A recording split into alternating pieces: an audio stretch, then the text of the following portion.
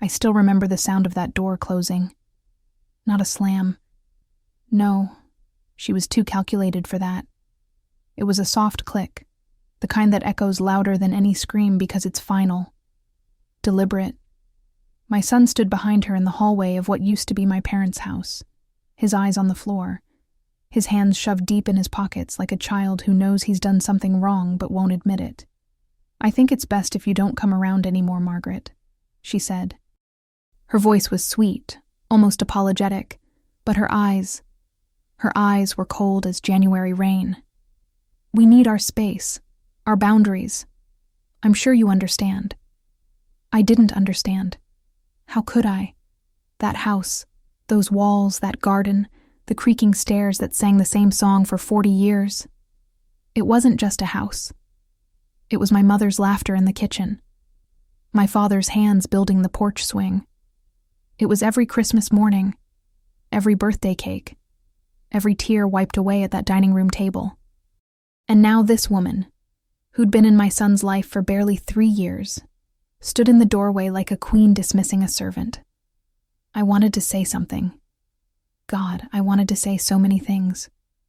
But when you've raised a boy to be a man, when you've sacrificed weekends and dreams and pieces of yourself to give him a better life, and he stands there silent while his wife erases you, words don't come easy. They stick in your throat like broken glass. So I nodded. I picked up my purse from the chair, my mother's chair, the one she rocked me in when I was small, and I walked to my car. My hands were shaking so hard I could barely get the key in the ignition. I sat there for a moment, staring at that house through tears I refused to let fall until I was out of sight. The rain started as I pulled away. Of course it did. The universe has a sense of timing like that. I drove for an hour without knowing where I was going. Past the grocery store where I used to take my son for ice cream every Friday. Past the park where I taught him to ride a bike, running behind him with my hand on his back, promising I wouldn't let go, and then letting go anyway, because that's what mothers do. We let go even when it breaks us. By the time I pulled into my apartment complex, the sky had turned that bruised purple that comes before nightfall. I sat in my car in the parking lot, watching the rain streak down the windshield, and I let myself feel it. All of it. The rejection, the humiliation, the way my own child had chosen her over me. But underneath the hurt, something else was stirring. Something quiet and cold and patient. See, what she didn't know, what my son had apparently forgotten, was that nothing about that house was in his name. Not the deed, not the title, nothing. Sometimes the people who try to shut you out forget who holds the keys. If you've ever felt invisible in your own family, drop a comment and tell me your story. And subscribe, because this is just the beginning. The law office smelled like leather and old paper, the kind of smell that makes you feel small and serious at the same time. I sat across from Thomas Whitmore, my parents' estate attorney, watching him flip through documents with the careful attention of a man who'd spent 40 years making sure people's final wishes were honored. "Your mother was very specific in her instructions, Margaret," he said, looking at me over his reading glasses. "The house was to remain in your name, not your son's. Yours. She wanted to make sure you always had a place to come back to." I felt something crack inside my chest. My mother had passed 2 years ago, 6 months after my father. The grief had been so heavy, so all-consuming, that I'd barely paid attention to the legal details. My son had asked if he and his new wife could move in, just temporarily, while they saved for their own place. He'd looked at me with those same brown eyes I'd looked into the night he was born, and I'd said yes without thinking twice. "She never transferred the deed?" I asked, my voice barely above a whisper.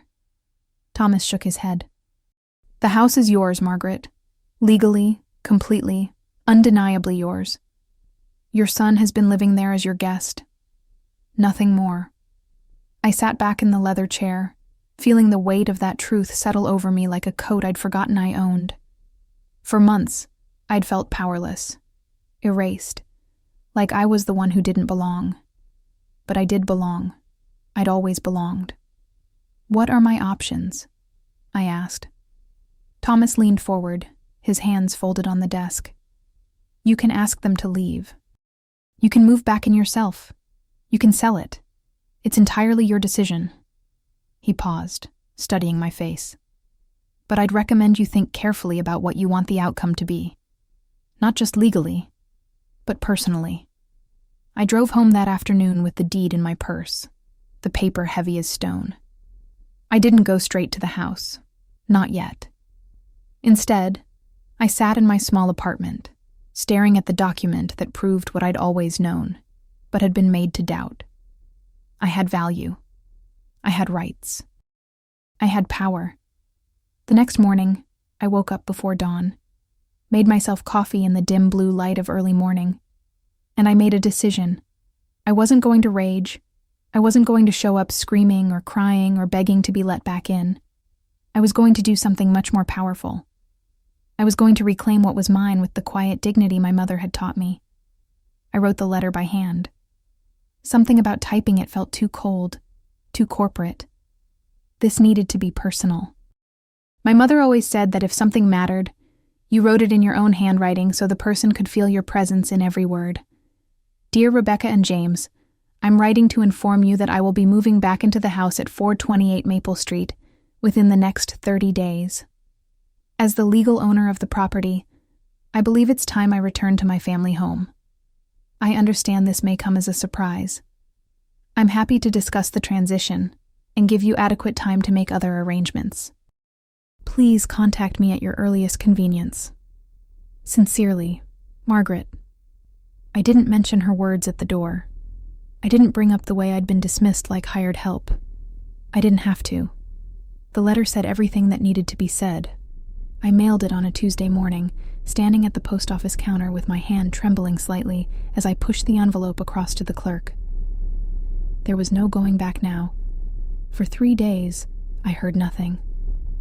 Silence. The kind that feels like the air before a thunderstorm. And then my phone rang. It was James, my son. His voice was tight, confused, almost accusatory. "Mom, what is this? What are you talking about, moving back in? This is our home. Our home, not my home, not even acknowledging it had been my parents' home first."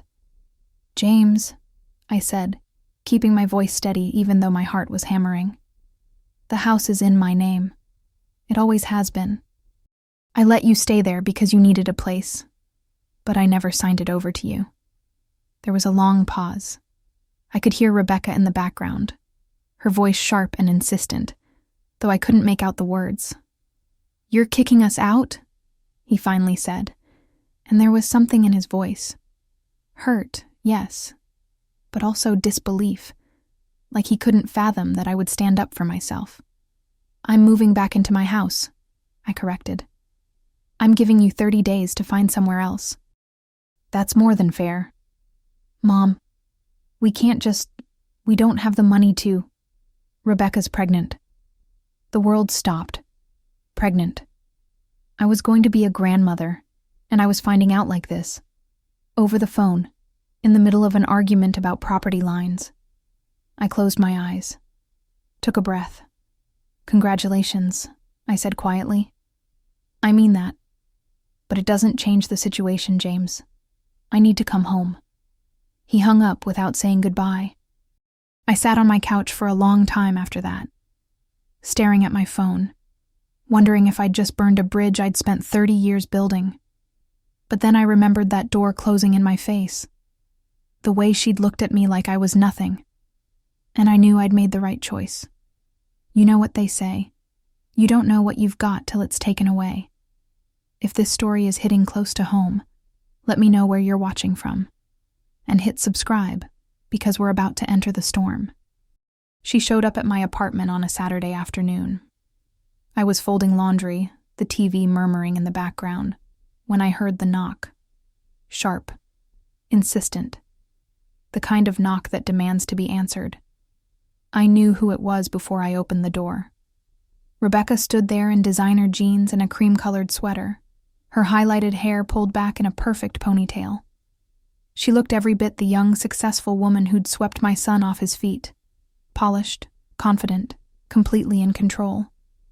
Except her eyes. Her eyes were furious. "We need to talk," she said, not waiting for an invitation before stepping past me into my small living room. I closed the door slowly, gathering myself. I'd imagined this moment a dozen times since mailing that letter. I'd rehearsed what I'd say, how I'd stand my ground. But now, with her in my space, my heart was racing. "Would you like to sit down?" I asked, my voice calmer than I felt. "No." She turned to face me, arms crossed.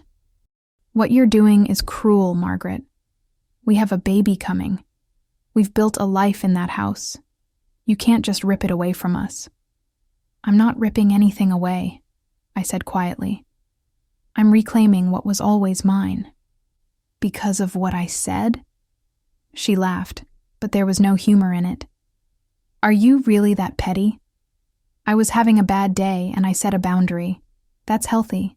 That's what therapists recommend." A boundary. That's what she was calling it. "You told me I wasn't welcome in my own mother's house," I said. And for the first time, I let her hear the hurt underneath the words. "You shut the door in my face while my son stood there silent. You made me feel like I was nothing."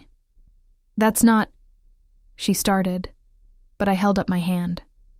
"I'm not here to argue about feelings, Rebecca. The legal reality is simple. The house is mine. I've given you 30 days. That's more than generous." Her face changed then. The Polish cracked. Underneath, I saw something desperate and raw. "We don't have anywhere to go," she whispered. "Do you understand that? We've spent everything we have fixing up that house, making it ours. James's job barely covers our bills. We can't afford first and last month's rent somewhere else. You're about to make your own grandchild homeless." The words hit like a punch. I felt the guilt rise up, hot and familiar. The mother guilt that says you're supposed to sacrifice everything, always, forever, no matter what it costs you. But then I thought about my mother, the way she'd held my hand before she died and said, "Don't let anyone make you small, baby girl, not even family." "I'm sorry you're in this position," I said. "Truly. But you should have thought about that before you treated me like I didn't matter." She stared at me for a long moment. Then she smiled, and it was the coldest smile I'd ever seen. "You're going to regret this," she said softly. "James will never forgive you. You're choosing a house over your son, over your grandchild. And everyone will know what kind of person you really are." She left without another word, the door closing behind her with that same soft click that had started all of this. I sank onto my couch, my hands shaking, and I wondered if she was right. Was I the villain in this story? Or was I finally, after 53 years, learning how to be the heroine of my own life? The days after Rebecca's visit felt like walking through fog. Heavy.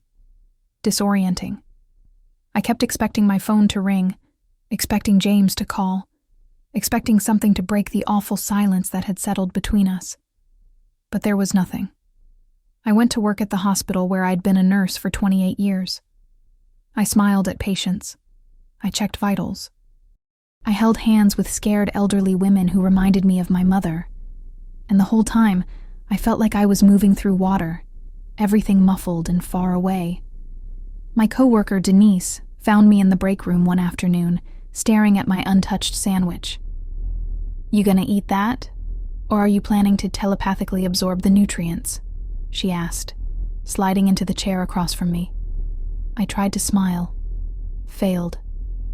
"Talk to me, Maggie," she said, her voice gentle. Denise had been my friend for 15 years. She'd seen me through my parents' deaths, through my divorce, through every hard thing.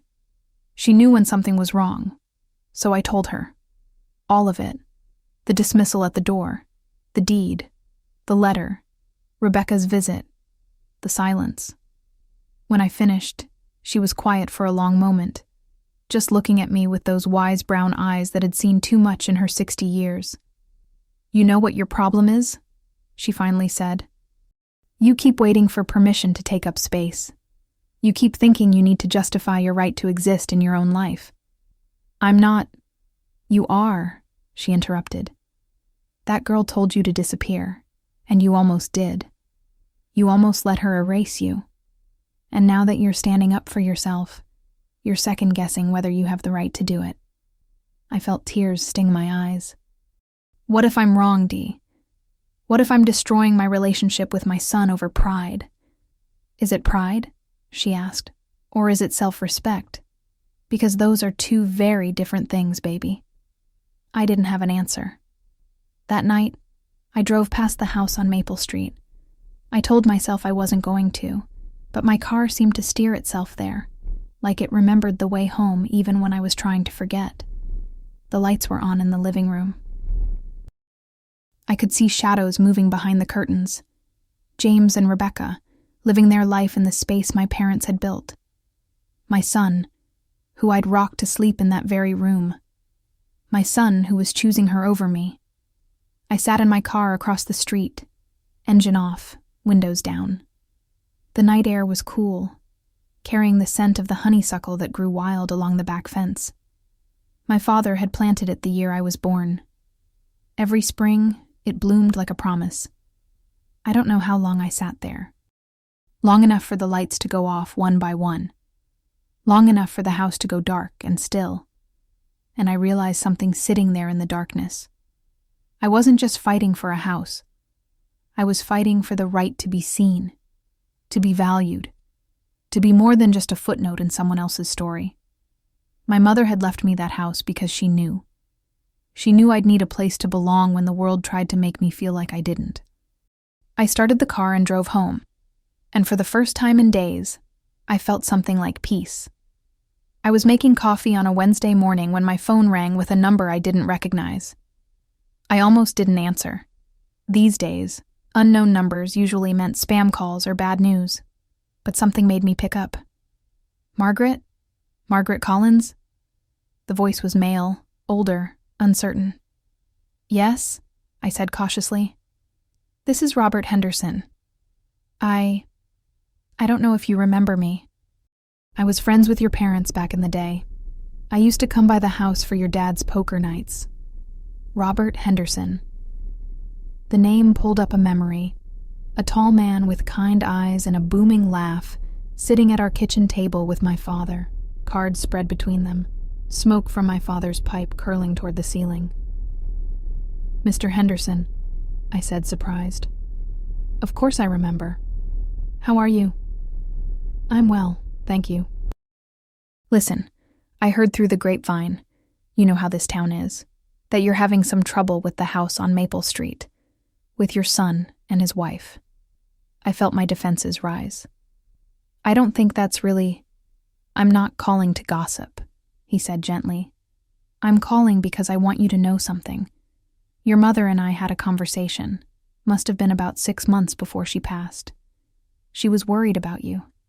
Said you were too soft, too willing to give pieces of yourself away. She made me promise that if anything ever happened, if anyone ever tried to take advantage of your kindness, I'd remind you what she told me." I sank into a kitchen chair, my coffee forgotten. "What did she tell you?"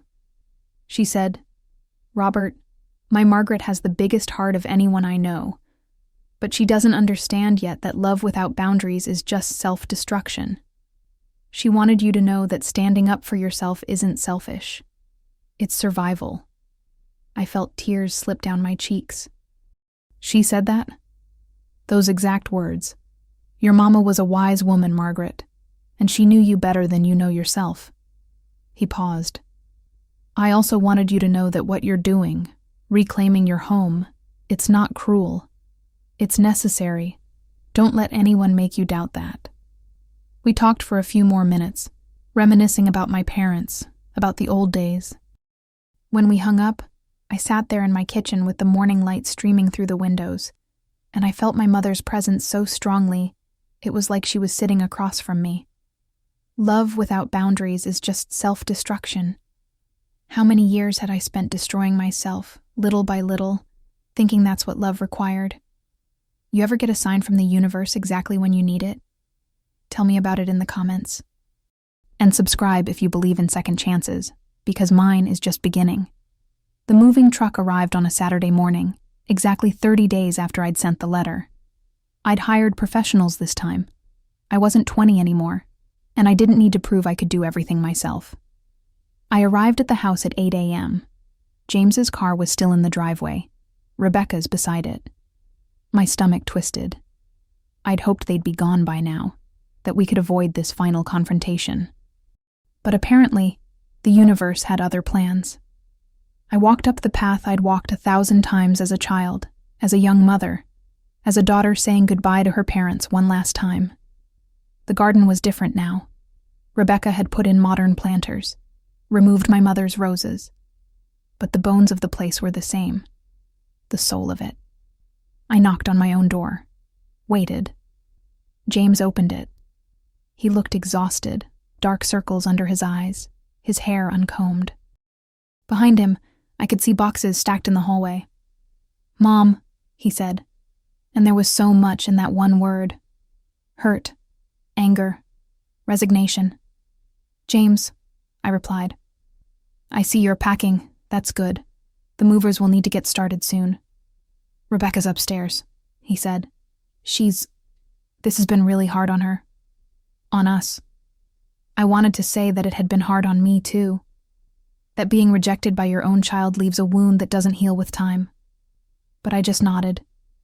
"Where will you go?" I asked instead. "Rebecca's parents found us a rental.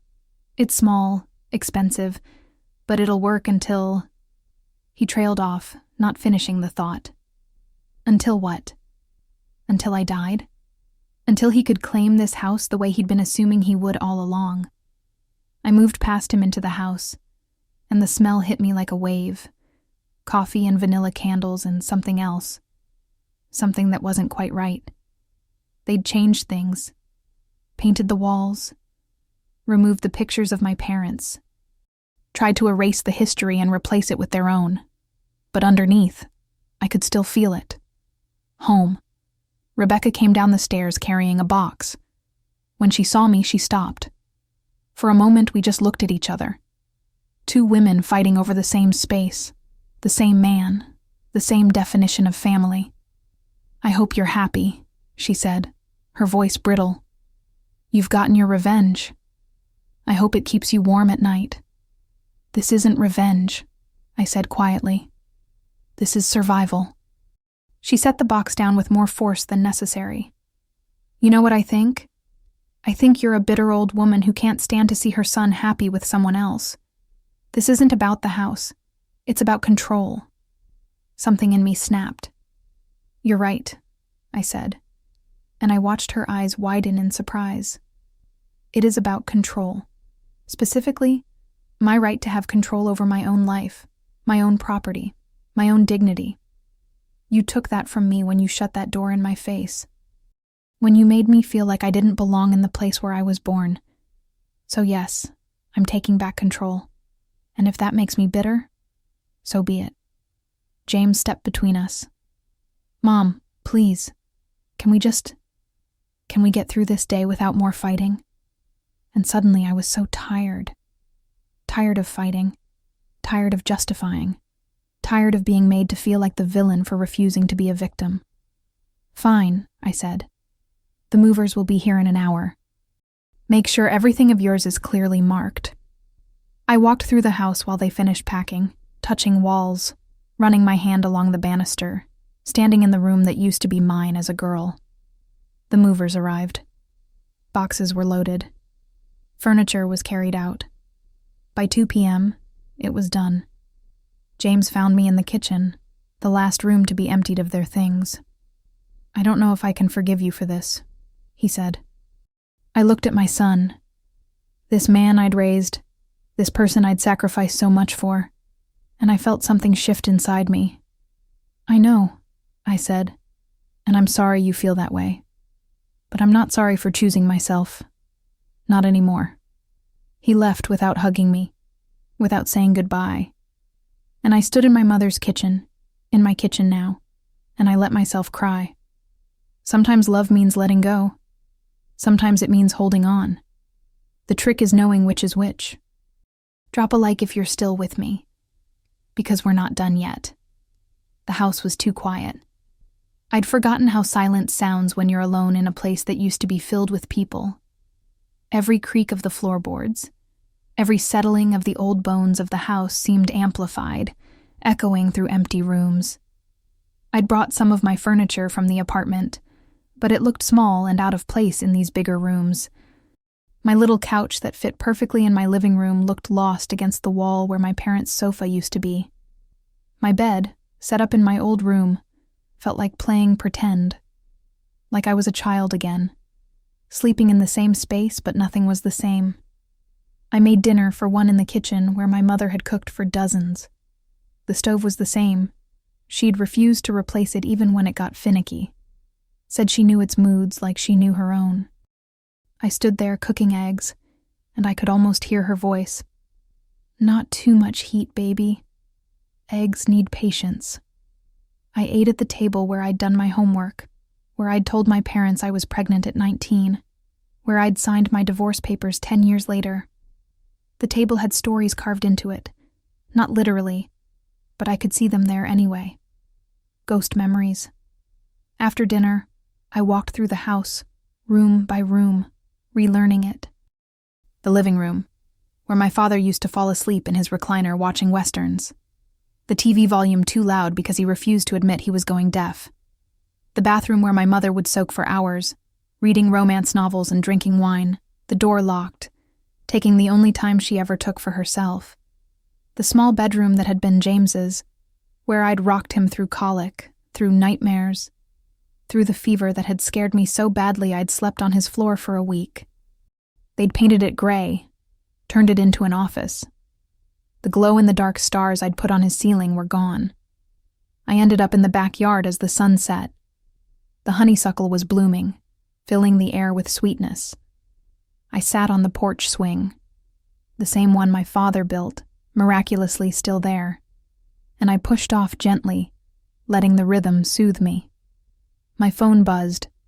A text from Denise. "How's the first night in your castle, Queen?" I smiled, typing back.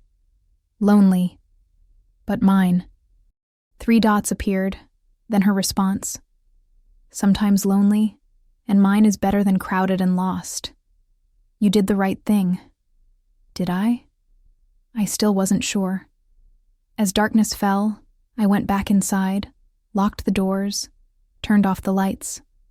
I stood in the hallway between the kitchen and the living room, the heart of the house, the place where you could hear everything happening in every direction, and I spoke into the darkness.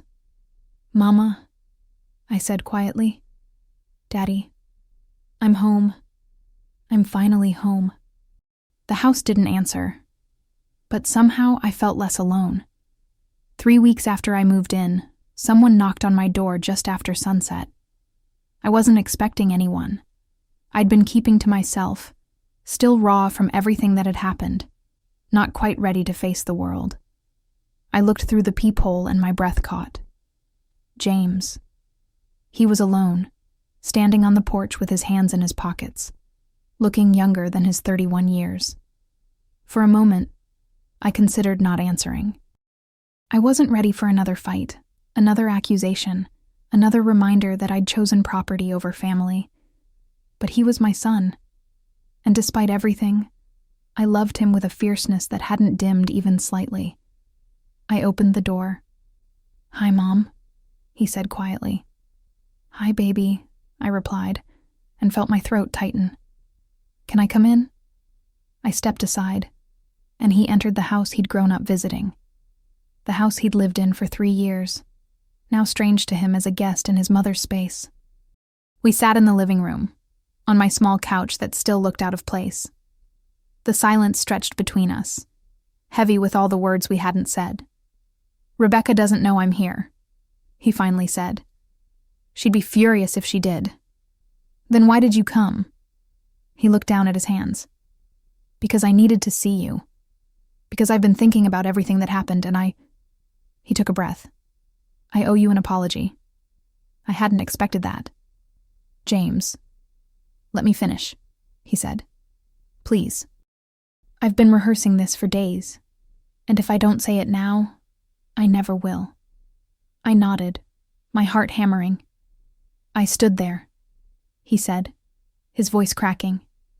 I stood there when Rebecca told you that you weren't welcome, and I didn't say anything. I let her treat you like you didn't matter. Like all the sacrifices you made raising me alone. All the nights you worked double shifts so I could have what I needed. Like none of that counted for anything. He looked up, and his eyes were wet. I was a coward, Mom. And I'm so sorry. Tears spilled down my cheeks. Why didn't you say something then? Because I was trying to keep the peace. Because Rebecca has these moods. These moments where if I don't agree with her, she shuts down for days. Because I thought it would blow over. That you'd understand. That... He shook his head. Because I took you for granted. I assumed you'd always be there, always forgive me, always put me first. Even when I didn't deserve it. You're my son, I whispered. I'll always love you. But love doesn't mean doormat, he said. You taught me that. You taught me to stand up for myself, to know my worth. And then I watched you forget your own lessons. He wiped his eyes. When you sent that letter, I was so angry. I thought you were being cruel. But Rebecca's parents helped me see it differently. Her dad actually said, Son, your mother is teaching you a valuable lesson about respect. He said that? James nodded.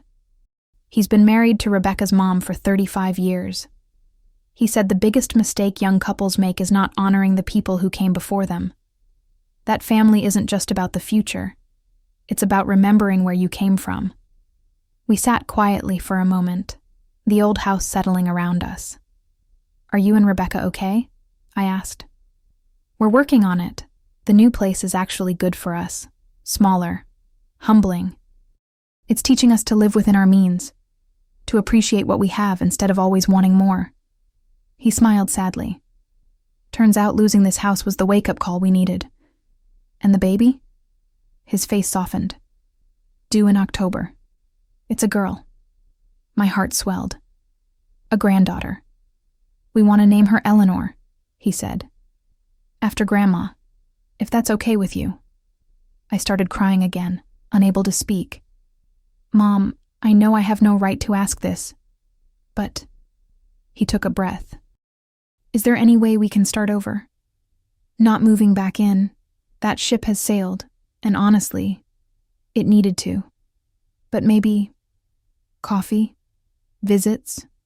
Letting you be part of your granddaughter's life? I reached across the couch and took my son's hand. The hand I'd held when he took his first steps. The hand that had grown bigger than mine without me noticing. Yes, I said. Yes, baby, of course. He hugged me then, and it felt like being whole again. 6 months later, I stood in the garden planting my mother's roses. I'd found the same variety at a nursery 2 towns over. Old-fashioned climbing roses in deep red, the kind that smell like perfume and memory. The woman at the nursery had warned me they'd take time to establish, that I might not see blooms until next season. I didn't mind waiting. The house had slowly become mine again. I'd repainted the walls in soft colors my mother would have loved. I'd hung old pictures, my parents on their wedding day, James as a baby, me as a girl with pigtails and missing teeth. I'd bought new furniture that fit the space, that felt like it belonged. Denise came over most Sundays. We'd sit on the porch swing with coffee, watching the world wake up, talking about everything and nothing. Sometimes Robert Henderson would stop by with groceries, refusing to let me pay him back, saying it's what my father would have wanted. And James visited. Not every week, but enough. He and Rebecca were doing better. She'd even apologized to me one awkward afternoon, her pride clearly wounded, but her words sincere. I'd accepted it, though trust would take longer to rebuild than roses take to bloom. They'd brought Eleanor to meet me when she was 2 weeks old. I'd held my granddaughter in the same room where I'd held my son 31 years earlier. and the circle had felt complete in a way I hadn't expected. "She looks like you, Mom," James had said, and I'd seen it too.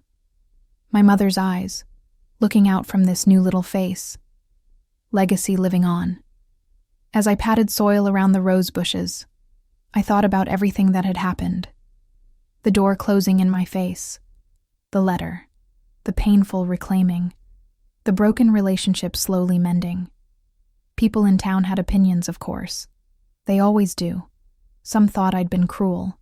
Others thought I'd been brave. Most didn't say anything to my face, but whispered plenty behind my back. I'd learned not to care. This house wasn't just property. It was proof that I existed, that I mattered, that my parents' lives had meant something, and my life meant something, and you don't have to erase yourself to make room for other people. Love without boundaries is self-destruction. My mother had known that. Now I knew it too. As I stood up, brushing dirt from my knees, I noticed a car pulling up. Rebecca's car. My heart rate picked up. We were still navigating this new relationship carefully, like people learning to walk on ice. But when she got out, she was smiling, carrying a casserole dish.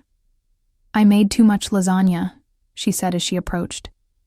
"Thought you might want some?" It was an offering. An olive branch wrapped in pasta and cheese. "I'd love some," I said. "Come in. I'll make coffee." We sat at the kitchen table and she looked around with an expression I couldn't quite read. "The house looks beautiful," she said finally. "It looks like it's supposed to look. Thank you." "I'm sorry," she said suddenly. "Not just for what I said that day, but for trying to erase your parents' memory, your history. I was so focused on making it ours that I forgot it was yours first." I reached across the table and squeezed her hand. "We're learning. All of us." She nodded, tears in her eyes. "Eleanor's going to love coming here."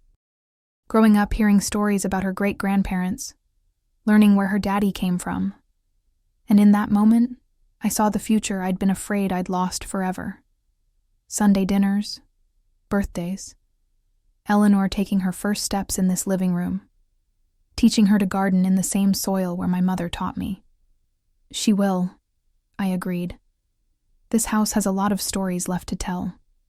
After Rebecca left, I walked back out to the garden. The sun was setting, painting the sky in shades of amber and rose. I could smell the honeysuckle, stronger now in the evening air. The rose bushes stood small and vulnerable in the soil, their roots just beginning to take hold. They would grow. In time, they would bloom. They would climb the fence my father built and fill the air with the same sweetness I remembered from childhood. And my granddaughter would grow up knowing that scent, making her own memories here, adding her own chapter to this house's story. I sat on the porch swing and pulled out my phone. There was a message from James. "Thank you for giving us another chance, Mom. I love you." I typed back, "I love you too, baby. Always have. Always will." But this time, love had boundaries. This time, love included respect. This time, love didn't require me to disappear. As darkness fell, I didn't feel lonely. I felt full of memory and hope and hard-won peace. I'd fought for this place, this space, this right to exist on my own terms, and I'd won. Not just the house, but something far more valuable. I'd won myself back. The wind picked up, rustling through the leaves, and I swear I could hear my mother's voice in it. "That's my girl. That's my strong, beautiful girl." I stayed on the swing until the stars came out. The same stars I'd wished on as a child. The same stars my granddaughter would wish on someday. The house behind me was dark except for the porch light, glowing warm and steady like a lighthouse guiding people home. And I realized something sitting there under that vast sky. This wasn't the end of my story. It wasn't even close. I was 53 years old, and I was just beginning to understand what it meant to live. Not for others, not in the margins of someone else's life, but fully, completely, unapologetically myself. The door that had closed in my face had been the beginning, not the ending. It had forced me to remember who I was before I became someone's mother, someone's ex-wife, someone's daughter.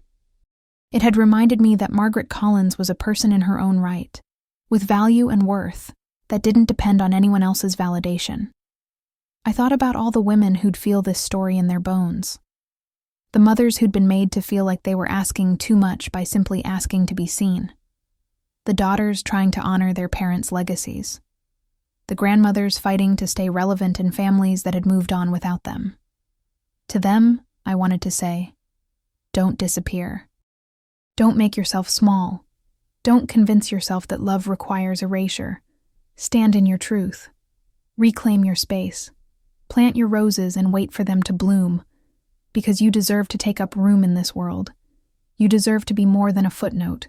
You deserve to come home to yourself. I went inside finally, locking the door behind me. My door, my lock, my choice. I made myself tea in my mother's favorite mug. I sat at the table where generations of my family had gathered, and I felt them there with me. Not as ghosts, but as roots, as foundation, as proof that I came from somewhere, that I belonged to something bigger than myself. My phone buzzed with a notification. Someone had commented on a post Denise had convinced me to make about the house, about starting over, about second chances. The comment said, "Thank you for sharing this. I needed to hear it today. You gave me courage." I smiled, tears in my eyes again. But they were different tears now. Not grief or anger or hurt, just fullness, gratitude, the sweet ache of being alive and awake and present. I typed back, "You already had the courage. I just reminded you where to find it." And then I turned off my phone, finished my tea, and climbed the stairs to bed. My bed. In my house. In my life that I'd fought to reclaim. The last thing I did before sleep was whisper into the darkness, "Thank you, Mama, for teaching me that sometimes the bravest thing you can do is refuse to disappear, for leaving me more than just a house. You left me permission to exist." The house creaked and settled around me, and I closed my eyes. Tomorrow, I'd wake up in this place that was mine. I'd make coffee and tend my garden and maybe call my son. I'd live another day in the life I'd reclaimed, one small choice at a time. But tonight, I rested. Not in victory or defeat, but in something simpler and more profound. In the quiet certainty that I was exactly where I was supposed to be. Home. Finally, truly home. If this story touched something in you, if it reminded you of your own battles or your own journey back to yourself, I want to hear about it. Drop a comment telling me where you're listening from and what part of this story hit closest to home. Subscribe if you believe in women who refuse to be erased. Share this if you know someone who needs to hear it. Because our stories matter, our voices matter, we matter. And sometimes, the most revolutionary act is simply refusing to disappear. Thank you for listening. Thank you for being here. Thank you for witnessing this journey. Until next time, remember, you are not too much. You are not asking for too much. You deserve to bloom exactly where you're planted. This is your narrator, reminding you that every ending is just a new beginning waiting to unfold. The story of Margaret Collins, a woman who lost her place, fought to reclaim it, and discovered that home isn't just a location. It's the courage to stand in your truth, even when the people you love most try to write you out of the narrative.